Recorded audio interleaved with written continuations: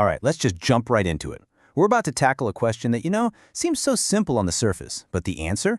It might just completely change how you think about yourself and your place in the world.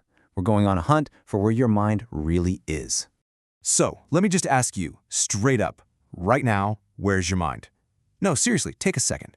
If you had to physically point to where your consciousness is, your thoughts, your awareness, the whole you, where would your finger go?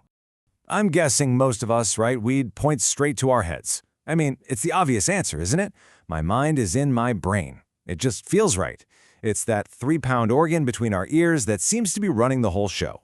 But what if that simple, comfortable answer isn't the whole story? Not even close. What if fields like neuroscience, psychology, and even quantum physics are all pointing to a reality that's, well, a lot weirder and frankly way more interesting? Yeah, that's where we're headed. Okay, so to crack this case, we need our first big clue. And it's a really important one, getting the fundamental difference between the brain and the mind. Because here's the thing, they are not the same. And understanding that distinction, it changes everything. Let's break this down. Your brain, that's a physical object. It's an organ. It has weight, it's made of neurons and chemicals. You can see it on an MRI scan. But your mind? That's a whole different ballgame. That's the experience, your thoughts, your awareness, the feeling of joy. You can't put awareness on a scale, right?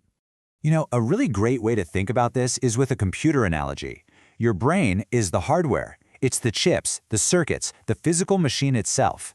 The mind, then, isn't another piece of hardware you can point to. No, it's the software. It's the process that's running on the hardware. It's the activity. And that right there is the crucial point. A process doesn't have a simple location. It doesn't just sit in one spot.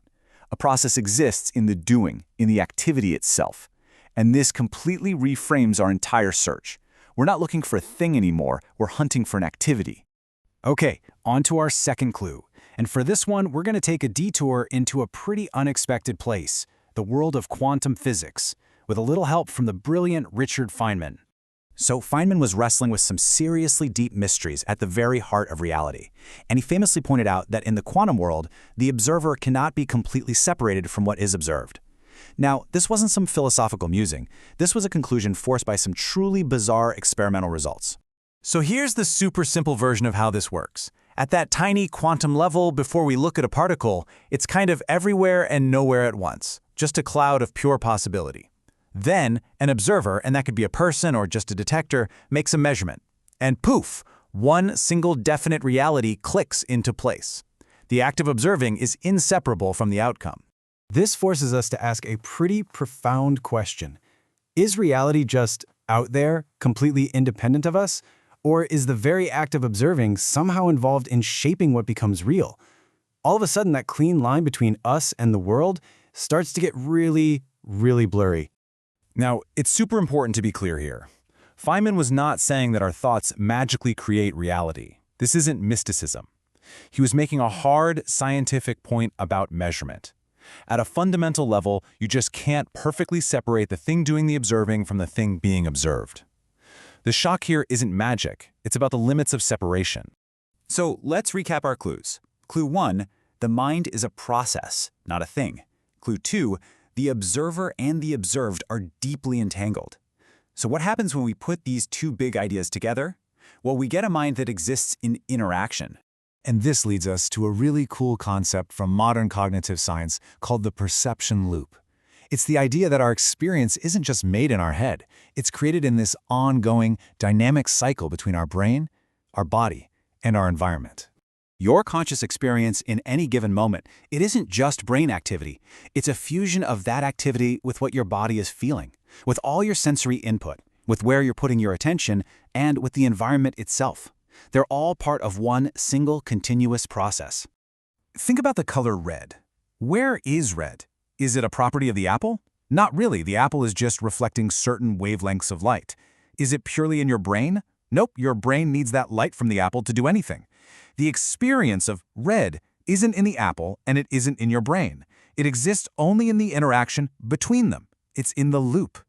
All right, all of these clues, the mind as a process, the role of the observer, this whole perception loop idea, they've all been building towards a pretty groundbreaking scientific idea. This is the big reveal. It's called the extended mind theory.